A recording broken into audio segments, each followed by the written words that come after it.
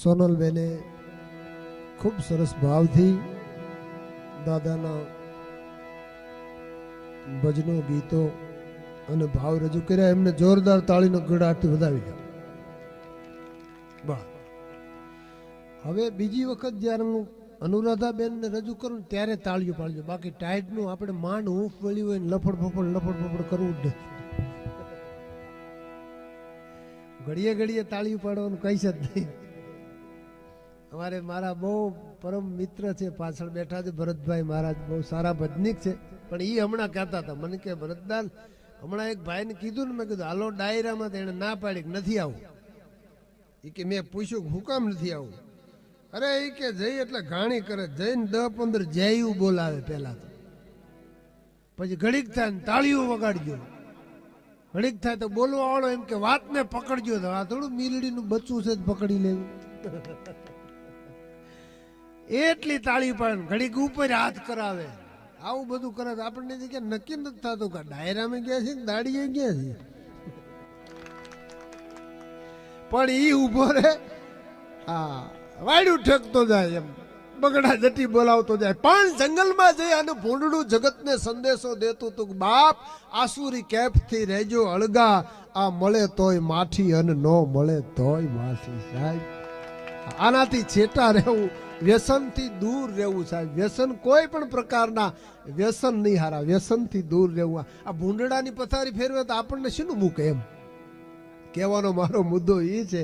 એટલે વ્યસનથી જેટલું બને એટલું શક્ય હોય એટલું દૂર રહેવું સાહેબ. કારણ કે આ માણા જનાવરને હેરાન, અને આ માણા એક એવું પ્રાણી છો, આ ગમે એને દુઃખી કરી નાખે. મારો એક ભાઈબંધ છે, મને કે ગઢવી હાલો સર્કસ જોવા. મેં કીધું સર્કસમાં શું જોવું હોય, જનાવર હોય ને, નથી જોવું. મને કે હાલો તો ખરા. અમે સર્કસ જોવા ગયા તો સર્કસ વાળાએ એવી જાહેરાત કરેલી કે અમારી પાસે જે હાથી છે એનો જો કોઈ પગ ઊંચો કરી દે તો એને 50,000 રૂપિયા ઇનામ, 5,000 રૂપિયા ટિકિટ લઈને પ્રયત્ન કરવાનો. તો મને કે અખતરો કરું. મેં કે નો કરાય, આ બકરી નથી હાથી છે. એક પાટું એ અસ્તિત્વ નો રહેવા દે, ફોદા કાઢી નાખે. અરે મને કે તમે જોવો તો ખરા. એ ટિકિટ લઈને ગયો હાથી પાસે, એ ગોળ ગોળ મીડો ચક્કર ફરવાનું. હું 108 બોલાવવાની તૈયારીમાં. હમણાં આનું પૂરું. એ 1 આંટો, 2 આંટા, 5 આંટા ફેર્યા, ખબર નહીં શું કર્યું એને. હાથીએ ફટ કરતો પગ ઊંચો કરી દીધો. તાળીઓના ગડગડાટ પડી ગયા. 50,000 જીતી ગયો. એટલે મેં કીધું હાથી જેવું જનાવર તે પગ ઊંચો કર્યો કેમ? મને કે બસ સ્ટેન્ડ હાલો પછી કહું. બસ સ્ટેન્ડ ગયા. મેં કીધું કહેતો ખરા ભલામણ, હાથી જેવું જનાવર પગ કેમ ઊંચો કર્યો? એ કે હાથીના પગમાં બીડી અડાડી. બોલો, હા હાથીને હેરાન કરી નાખે. પછી સર્કસ અમદાવાદ જેવા શહેરમાં ગયું. ત્યાં સર્કસ વાળાએ છાપામાં જાહેરાત આપી કે અમારા હાથીને એક વખત હા ને એક વખત ના પડાવી દે એને લાખ રૂપિયા ટિકિટ, 10,000 રૂપિયા ટિકિટ લઈને પ્રયત્ન કરવાનો અને લાખ રૂપિયા ઇનામ. આ જોઈ ગયો, છાપામાં વાંચી ગયો. આની આવી ટેવ ખરી, છાપું પડ્યું હોય તો વાંચે, હાલ્યો જતો હોય તો આમ જાહેરાતના બોર્ડ વાંચે. હમણાં ગોંડલની બજારમાં નીકળ્યો ને, થાંભલામાંથી બોર્ડ હતું, હેઠેથી વાંચ્યું, વંચાણું નહીં, માથે ચડ્યું. ઉપર ચડીને વાંચ્યું તો બોર્ડમાં લખ્યું હતું થાંભલો તાજો રંગેલો છે, કોઈએ અડવું નહીં. માથે ચડી ગયો. એટલે જોઈ ગયો. મને કે સર્કસ ઈ છે, હાથી ઈ છે, હાલો ગઢવી. પણ મેં કીધું હવે ભાઈ આપણે એક વખત તો જોયું. મને કે ફરી ટૂંકમાં એમ અમદાવાદ ગયા, ટિકિટ લેવા ગયા ને તો ટિકિટ વાળો ઓળખી ગયો. આવાને તો ઓળખી જાય ને. એ કે ભાઈ પગ ઊંચો નથી કરવાનો. હા શરત ફરી ગઈ. એ કે તું ટિકિટ લાઈને ભાઈ. એ ટિકિટ લીધી, હાથી પાસે ગયો. ભગવાન જાણે હાથીના કાનમાં શું એને વાત કરી. હાથીએ હારના 2 પાડી દીધી. બોલો, લાખ રૂપિયા જીતી ગયો. એટલે મેં કીધું તે કીધું શું, હાથી જેવું જનાવર હાર ના પાડી દે? મને કે બસ સ્ટેન્ડ આવો પછી કહું. બસ સ્ટેન્ડ ગયો. મેં કીધું જલ્દી કે હાથી જેવું જનાવર હાર ના પાડી કેમ? પછી એને કીધું. મને કે કાંઈ નહીં, ખાલી હાથીને જઈને કાનમાં એટલું કીધું, મને ઓળખાવશ તો? હાથી કે હા. એ કે ગોંડલમાં કર્યું તો એવું કરવું? એ કે ના, ઈ રેવા દે ભાઈ. બીડીયુના ડામ દઈશમાં માણા તો ગમે એને દુઃખી કરી નાખે. હા તમે તો હેરાન કરી નાખે. હા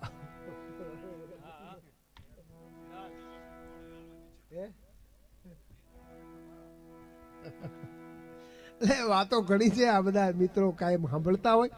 પણ મજાની વાત છે, આજ પાછ ધૂળેટી છે ને, આપણે હવે તો પર્વ ગયા, તહેવાર ગયા, ઉત્સવના વ્યવહાર ગયા, ફેસ્ટિવલ ડે ઉજવતા આપણે જ આપણી બહાર ગયા. કેવા આપણા ગામડામાં તો હજી તહેવાર બહુ સરસ મજાનો ઉજવાય છે. શહેરમાં તો આ બધું પૂરું થઈ ગયું હોય. હા, કાંઈ છે નહીં ભાઈ.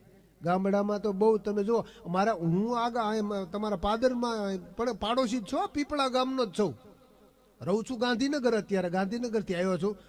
હા, નકર પાછું બજેટ કપાય. એ ક્યાંયથી આવ્યા એમાં શું એમ. પણ ગાંધી ના, આ તો બધા મારા મિત્રો છે, એવો કોઈ મુદ્દો નથી. આ તો ખાલી હાલત કરું. પણ કહેવાનો મારો મુદ્દો, અમારા ગામમાં અહીંયા રમતા છે ને સરતું બકે, ઉતાણી અગાઉ 15 દી અગાઉ કેવી શરતું બકે. મારા ગામમાં હું રહેતો ને ત્યારે મારા દોસ્તારે શરત બકી, ઉતાણી ઠેકી જવાની શરત. બોલો, ઉતાણ એટલે મેં કીધું આવા ધંધા ન કરાય. અરે મને કે ઠેકી જાઉં, શું ધંધા ન કરાય. એ શરત બકી આખું ગામ આમ તો હોળીના દર્શન કરવા ભેગું થયું હોય, પણ આ ઉતાણી ઠેકવાનો હતો તો ગામના બધાય બહેનો ભાઈઓ બધાય જોવા આવ્યા કેવી ઉતાણી ઠેકે આપણે જોઈ. અને ગામના ઝાંપા લગી વે ગયો અને સીટીયું રિયાડા એવો એમ કહેવાય પડકારા મીંડા થવા, સીટીયું રિયાડા અને હળી કાઢી એ દોડીને હોય ઝાટકીને ઠેકડો માર્યો. એ આ શેરીની ઉતાણી ઠેકી ગયો, પણ બીજા શેરીમાં હળગતી એમાં પડ્યો છે. બોલો, હા બોલો, ઉતાણી તો ઠેકો પણ બીજી શેરીમાં જઈને પડ્યો. મૂળ એના ભાગ્યમાં પડવાનું લખ્યું હોય ને ગમે ત્યાંથી પડે એમ. અને બહુ મજાની વાત છે. અહીંયા આપણે તો અમારે શહેરમાં આજ તો અમારે મારી સોસાયટીમાં તો બધા ઓલા ઓઇલથી રમતા. બોલો, બળેલું મોબી, કાળા બસ જેવા છાણ ને એવા રમે ધૂળેટી. તમે જો એક બેને 7 છોકરા નવરાવ્યા ને ત્યારે 2 એના માંડ જડ્યા. બોલો, નવરાવે તો છોકરું બીજાનું નીકળે, ઓળખાય નહીં એવા રમે. અને અમુક તો હવારથી જ એવા. મારો દોસ્તાર મેં કીધું ભાઈ આમ હવારમાં લગર વગર ફાટેલા લુગડા પહેરીને નીકળ્યો. મને કે આ ધૂળેટી છે ને ભાઈ કોઈ રંગે નહીં. પણ મેં કીધું હાવ આમ હોય ભરે, મને કે કપડાં બગડી જાય યાર. થોડોક આગો જાય ને તો એક બેન હાથમાં રોટલીને શાક દઈ જાય એને એમ કે ભિખારી.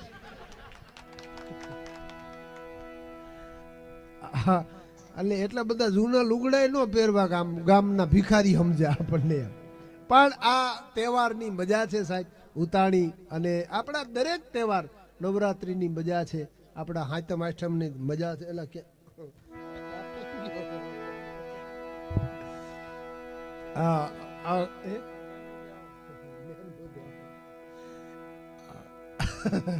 મજાની વાત. આજ બધો ઘરનો ડાયરો છે ને એટલે મજા હોય, આનંદ હોય. તમે જો લહેર હોય, આમાં મજા જ આવે અંદરથી. કારણ કે અમથી દુહા દેહુમાં ઉલટવીણ આવે નહીં, ખાવું ખોભાળે ભૂખ વીણ ભાવે નહીં. આ તમે બધા સમજણો વર્ગ છો ને એટલે મજા આવે. નકર મુંબઈમાં અમે પ્રોગ્રામ કરવા ગયા હતા ને તે આમાં આ કેમ મનસુખભાઈ મારા મિત્ર છે એવી રીતે અહીંયા મારા મિત્ર હતા. એણે કીધું કે ઓડિયન્સ બધું છે ને સાહિત્ય સાંભળશે અને કરુણ રસ કરજો, જેટલો બને એટલો કરુણ રસ કરજો.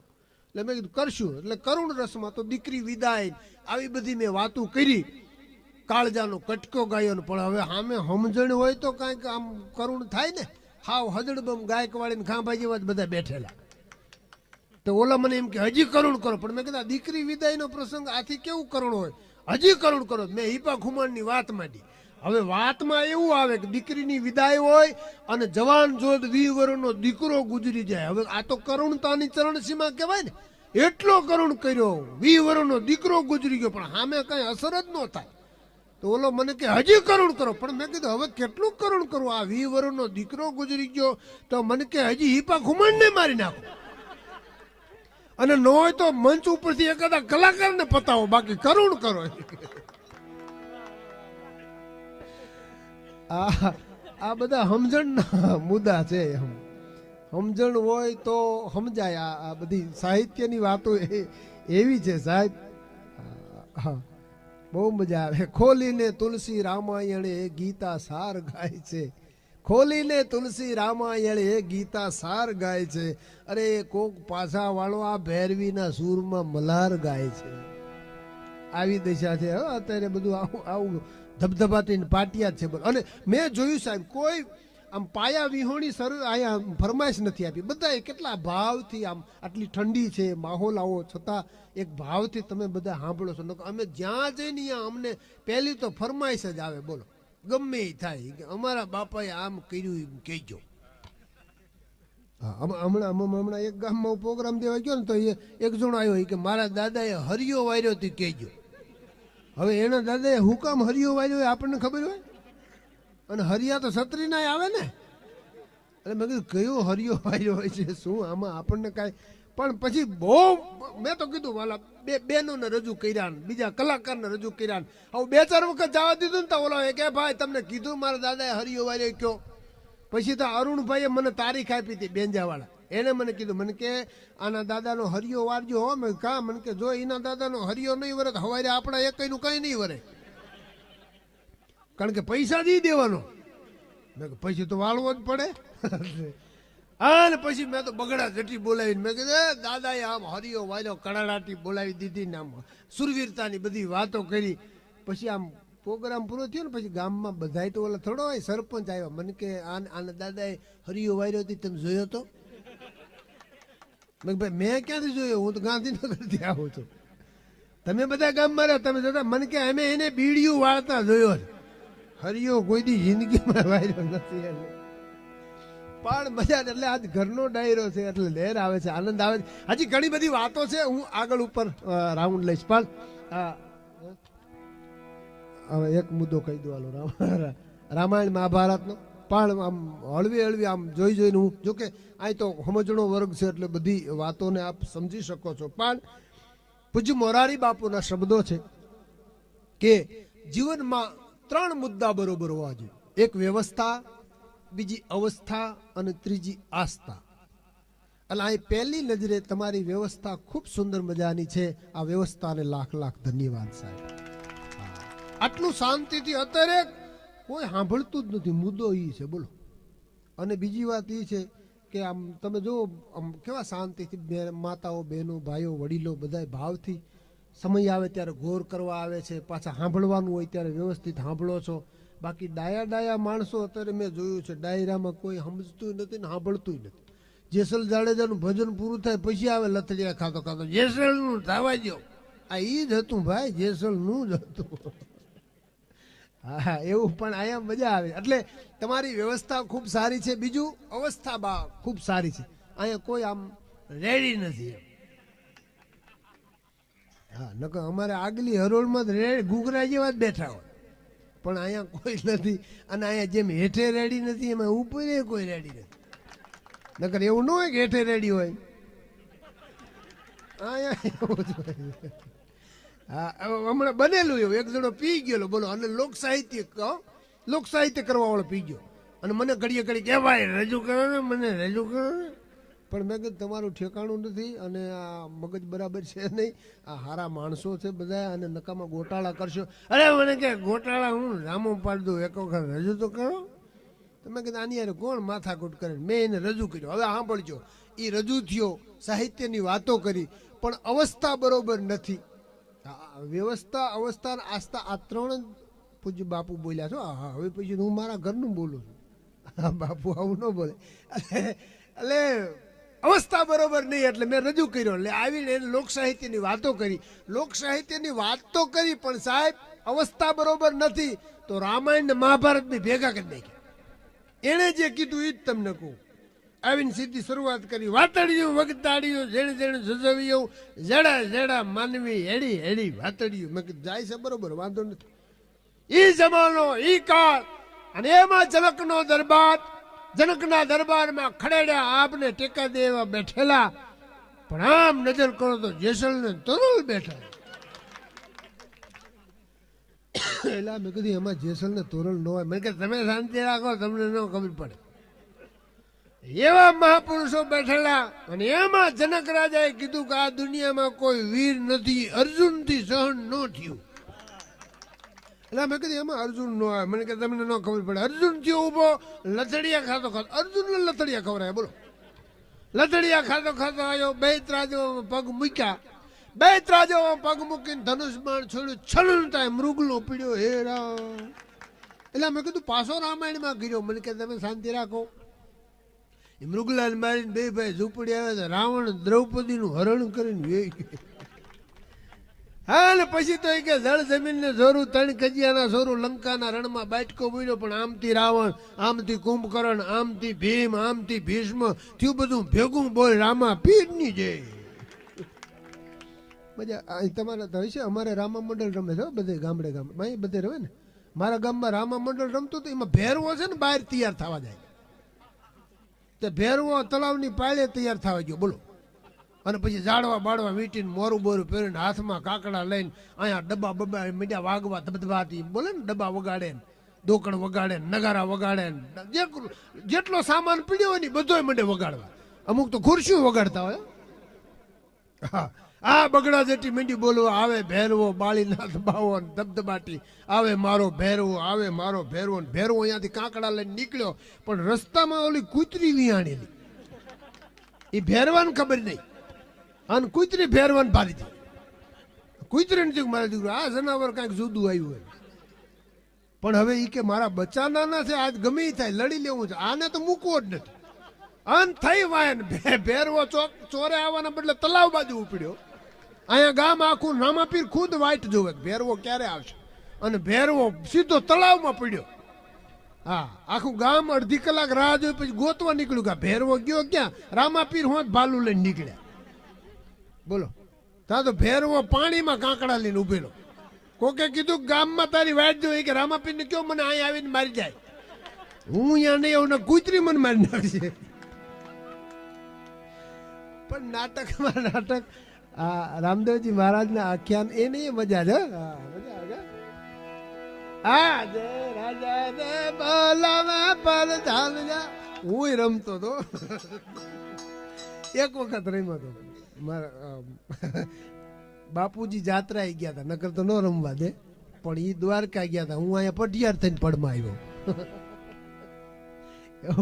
પણ મજા આવે. અમારે પૃથ્વીરાજનું નાટક કર્યું બહુ મજાનું હતું. એમાં પૃથ્વીરાજ પી ગયો બોલો. તો પૃથ્વીરાજમાં સંયુક્તાનું હરણ કરવાનું હોય ને, પૃથ્વીરાજ પી ગયો તો એની માને લઈને ભાગ્યો સંયુક્તાની બોલો. આખું આ બનેલી ઘટના આખું ગામ વાય તોડ્યું, પછી સંયુક્તાને લઈ જાય એની માને કાં લઈ જાય.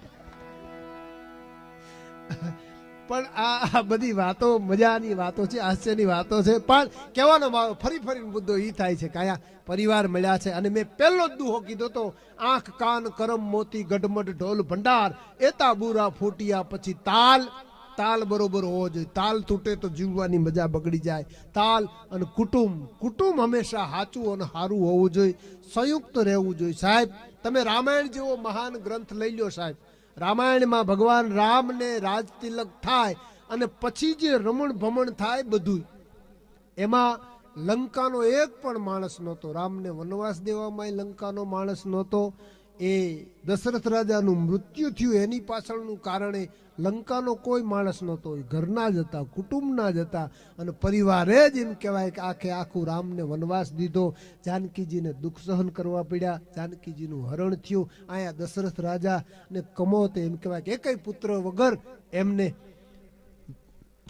પ્રાણ છોડવા પડ્યા. આ બધી આપ વાત જાણો છો. એવું જ સામે લંકા, લંકાને મારવામાં મોટો ફાળો હોય તો કુટુંબનો નાશ કરવામાં, આખે આખા રાવણના કુટુંબનો નાશ કરવામાં મોટામાં મોટો ફાળો હોય તેના કુટુંબનો, વિભીષણનો. અહીંયા કોઈ અયોધ્યા વાળો ખણખોદ કરવા ન સક્યો.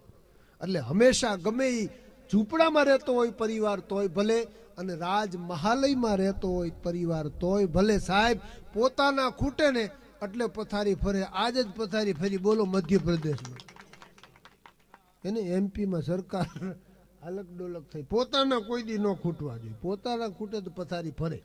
એટલે હંમેશા આ ભાઈઓ દાદાને બીજી તો અમે શું કલાકાર તરીકે પ્રાર્થના કરી, પણ માં ભગવતી શક્તિને અને પૂરા દાદાની પ્રાર્થના કરી કે આપનો પરિવાર કાયમ માટે આવી રીતે હેત પ્રીતથી મળતો રહે. દર વર્ષે આવા સરસ મજાના ઉત્સવો ઉજવાય, અને બીજી જે કાંઈ અહીંયા કામ બાકી છે એ વધારેમાં વધારે અહીંયા આ જગ્યાની પ્રગતિ થાય, આપનો સમાજ પ્રગતિ કરે, એવી દાદાને પ્રાર્થના સાથે બેન અનુરાધાબેનને કહું બાપ આવો. વધારે સમય લઈ લીધો મેં, પણ એમને મજા આવે, એમને આનંદ આવે. ખૂબ સરસ મજાનો કંઠ છે. કોઈ પણ ભજન, કોઈ પણ ગઝલ. આ બાજુ ઝાલાવાડમાં, આમ તો મૂળ ઝાલાવાડના છે પણ રહે છે અમદાવાદ, પણ પહેલા વહેલા આવ્યા છે આ બાજુ. બાકી મુંબઈ અને અમદાવાદ વિસ્તારમાં એમના કાર્યક્રમો ઘણા થાય છે. મનસુખભાઈને મેં કીધેલું સરસ એક સારા કલાકાર છે એટલે એમને એક નવો માહોલ મળશે, આપને પણ આનંદ આવશે. તો આપની જોરદાર તાળીઓ વચ્ચે રજૂ કરું અનુરાધાબેન